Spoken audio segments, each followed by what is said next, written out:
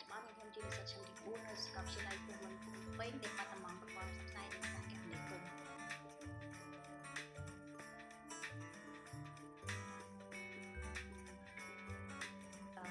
ជាមនុស្សទូរីរាក់ទាក់ធន់នឹងការងារហើយជាពិសេសគឺគ្រប់ពេលវេលាបន្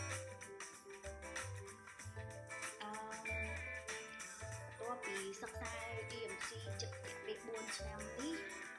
គោលបំណងរបស់ខ្ញុំនៅពេលដែលខ្ញុំរៀនចប់ខ្ញុំនឹងចង់ធ្វើជាផលិតករភាពយន្ត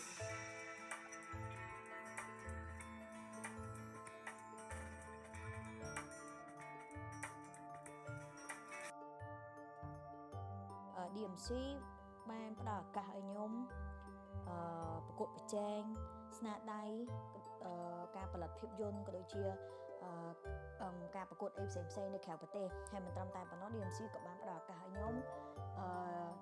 ចេញទៅធ្វើទស្សនកិច្ចសិក្សាក៏ដូចជាផ្លាស់ប្ដូរការសិក្សារយៈពេលខ្លីនៅតាមប្រទេសផ្សេងៗផងដែរ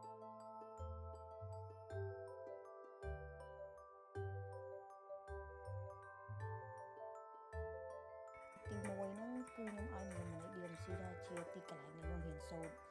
DMC ជាកន្លែងដែលអាចឲ្យខ្ញុំរៀនពីអ្វីដែលថ្មីពីអ្វីដែលប្លែកហើយមិនត្រឹមតែជាការរៀនទេប៉ុន្តែវាជាការអនុវត្តផ្ទាល់ថែមទៀតផងហើយហេតុផលទី2ហ្នឹង DMC គឺជាទីកន្លែងមួយដែលខ្ញុំអាចបង្ហាញក្តីស្រឡាញ់របស់ខ្ញុំទៅមិត្តភ័ក្តិទៅសិស្សប្អូនសិស្សច្បងហើយនឹងទៅកាន់លោកគ្រូអ្នកគ្រូផងដែរហើយហេតុផលទី3ដែលខ្ញុំស្រឡាញ់ DMC គឺ DMC ដោយសារតែពួកយើងចំណាយពេលវេលានៅ DMC ហ្នឹងច្រើនជាងនៅផ្ទះទៀតអញ្ចឹងវាធ្វើឲ្យ DMC ហ្នឹងពេលខ្លះវាជាផ្ទះទី2របស់ពួកខ្ញុំទាំងអស់គ្នារយៈពេល23ឆ្នាំនេះខ្ញុំគិតថាមនុស្សដែលខ្ញុំអរគុណ